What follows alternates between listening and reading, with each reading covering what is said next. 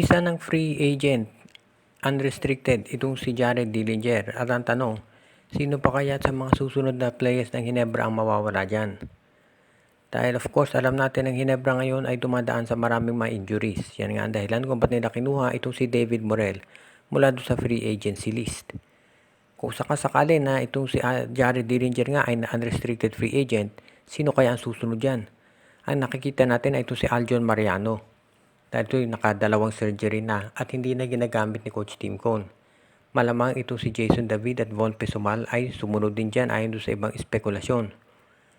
Pero sa tingin ko itong Barangay Ginebra hindi gagawing unrestricted free agent itong si Pesumal at si Jason David. Kung hindi ang gagawin dyan ay mga trade asset. Kung titignan natin yung lineup ng Barangay Ginebra ngayon, marami silang players na pwedeng gamitin sa pang-trade. Itong si Jason David, si Von Pesumal, si Sidney Onwubere. Alam natin yan, si Rafco, pwede rin yan.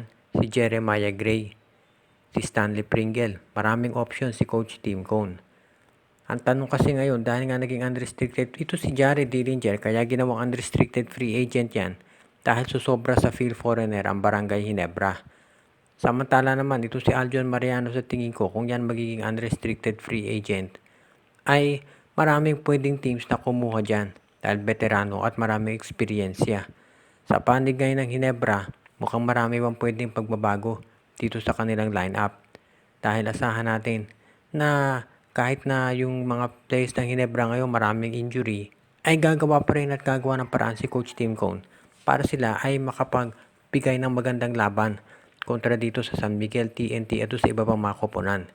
Ngayon kung titignan natin, bukod dito kay Dillinger, sino ba pwedeng mawala sa Ginebra? Nabanggit na natin si Mariano, si Onwubere, si Pesumal, si Gray, si Pringle. Pati na si Rafco, pero si Rafco lately gumaganda ang laro. Ang tanong naman, sino ang magiging kapalit nito? Ang tinitignan daw ng Ginebra ngayon ay itong si Arvin Tolentino. Siyempre dahil gusto nila ng isa pang forward.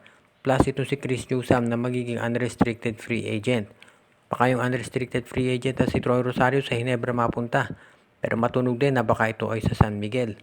Ngayon, titignan din natin yung pagkuha nila sa MPBL ng mga players katulad ni Gab Banal at ni Carl Brian Cruz. At syempre, kapag natapos na ang season na to, ay pwede na rin sila gumawa ng mga trades para sa iba pang mga players na kanilang kinakailangan. Katulad nila Stephen Holt, Wamit Yongson, Isaac Go, at iba pa.